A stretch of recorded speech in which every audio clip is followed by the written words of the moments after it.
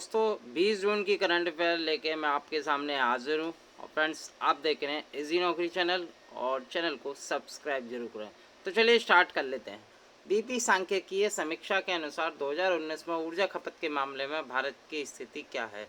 तो भारत तीसरी पोजीशन पर है। 2020 में ये रिपोर्ट आई है और 2019 तक ये सभी देशों की स्थिति इसमें दर्शाई गई है। तो भारत को तीसरा स्थान मिला, वहीं चीन को पहला स्थान और अमेरिका को दूसरा स्थान मिला।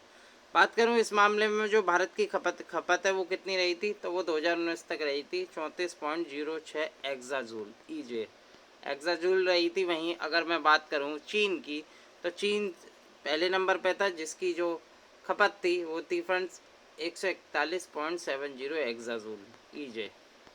और बात करूं अमेरिका की, तो अमेरिका की रही थी दूसरे पोजीशन पे था 94.65 एक्साजूल इसकी खपत रही थी। तो चीन और अमेरिका के बाद भारत तीसरी सबसे बड़ा था खपत के मामले में, याद रखिएगा। तो तीसरा स्थान मिला था। अगला देख लेते क्वेश्चन। एशियाई फुटबॉल परिसंघ या AFC ने 2022 महिला एशियाई कप की मेजबानी के अधिकार किस देश को दिए हैं, तो वो भारत को दिए, यानी कि भारत महिला एशियाई कप की मेजबानी 2022 में करेगा, याद रखिएगा। क्वेश्चन नंबर 3 देख लेते हैं। विश्व ऐतनिक दिवस किस दिन मनाया जाता है, तो इसका जो सही आंसर है 19 जून को मनाया जाता है। और फ्रेंड ये विश्व भर में अलग अलग क्षेत्रों की, जैसे ऐतिहासिक विरासत, सभ्यता, मानव जाति, विज्ञान, कला के क्षेत्र में, संस्कृति को सहेजने के क्षेत्र में और जागरूकता फैलाने के उद्देश्य से ये मनाया जाता है एथनिक दिवस, याद रखिएगा। और यह इसे कहते हैं विश्व संस्कृति के संरक्षण तथा उसे सुरक्षित करने के उद्देश्य से इस दिवस को मनाया जाता है, याद रखिएगा। 19 जून को मनाया गया है। अगला देख लेते हैं। हाल ही में जिस राज्य सरकार ने नीट परीक्षा को पास करने वाले सरकारी संस्थानों के छात्रों को 10% आरक्षण देने की घोषणा की है, तो वो दी है तमिलनाडु राज्य ने, याद रखिएगा। तमिलनाडु की मैं बात करूं, यहाँ के जो गवर्नर हैं वो है बनवारी लाल पुरोहित। और यहाँ के जो CM है वो है एडापड्डी के पल्लन स्वामी। आप पल्लन स्वामी के नाम से याद कर सकते हैं, पल्लन स्वामी, ठीक है, याद सर। अगला क्वेश्चन देख लेते हैं। तमिलनाडु की जो राजधानी वो चेन्नई है। अगला क्वेश्चन देख लेते हैं 5वां।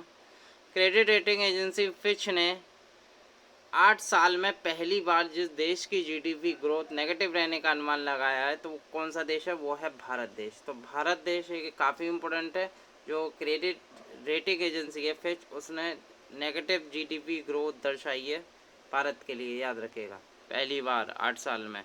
चलिए छठा क्वेश्चन देख लेते हैं। किस देश की संसद ने उत्तराखंड के पिथौरागढ़ जिले में भारतीय क्षेत्र पर दावा करने वाले नए नक्शों की मंजूरी दे दी है, तो इसका जो सही आंसर है वो है नेपाल। नेपाल की मैं बात करूं तो यहाँ की प्रेसिडेंट विद्या देवी भंडारी हैं। अगर मैं बात करूं यहाँ के PM की, तो यहाँ है KP शर्मा ओली या खड़ग प्रसाद शर्मा ओली, ठीक है, ओली, KP ओली से आप याद कर सकते हैं। बात करूं उत्तराखंड की, क्योंकि उत्तराखंड के पिथौरागढ़ जिले में जो भारतीय क्षेत्र पर दावा किया है, तो उत्तराखंड के बारे में जान लेते हैं, गवर्नर के बारे में जान लेते हैं। तो यहाँ की गवर्नर है बेबी रानी मौर्य और यहाँ के जो CM है वो है त्रिवेंद्र सिंह रावत, ठीक है, याद रखना। अगला क्वेश्चन देख लेते हैं। सातवां क्वेश्चन देख लेते हैं। प्रधानमंत्री भारतीय जनऔषधि परियोजना का क्रियान्वयन किस केंद्रीय मंत्रालय द्वारा किया जा रहा है, तो इसका जो सही आंसर है वो है रसायनिक और उर्वरक मंत्रालय द्वारा। और रसायनिक और उर्वरक मंत्रालय अभी किसके पास है, तो वह है सदानंद गौड़ा के पास, जो कि अभी करंट मिनिस्टर हैं केमिकल एंड फर्टिलाइज़र मिनिस्ट्री के, सदानंद गौड़ा, याद रखिएगा। अगला क्वेश्चन देख लेते हैं 8वां। संयुक्त राष्ट्र सुरक्षा परिषद द्वारा हर साल कितने गैर सदस्य चुने जाते हैं, तो हर साल चुने जाते हैं 5, ठीक है, याद रखिएगा। और अभी फ्रेंड्स भारत चुना गया, जो कि 2021-22 के लिए टर्म के लिए बना है, याद रखिएगा। 9वां क्वेश्चन देख लेते हैं, काफ़ी इंपोर्टेंट। 75वीं संयुक्त राष्ट्र महासभा के अध्यक्ष चुने गए हैं, तो कौन चुने गए हैं, तो वो चुने गए तुर्की के वोल्कान बेजकिर, जो है 75 में UN जनरल असेंबली या संयुक्त राष्ट्र महासभा के अध्यक्ष चुने गए हैं, ठीक है, याद रखिएगा इनका नाम, ये तुर्की के हैं। क्वेश्चन नंबर 10 देख लेते हैं। 2020 Sony world photography award photograph of the year का खिताब किसने जीता है, इसका जो सही आंसर है ये उरुग्वे के हैं पाब्लो अल्बरेंगा, नाम याद रखिएगा, पाब्लो अल्बरेंगा इनका नाम है।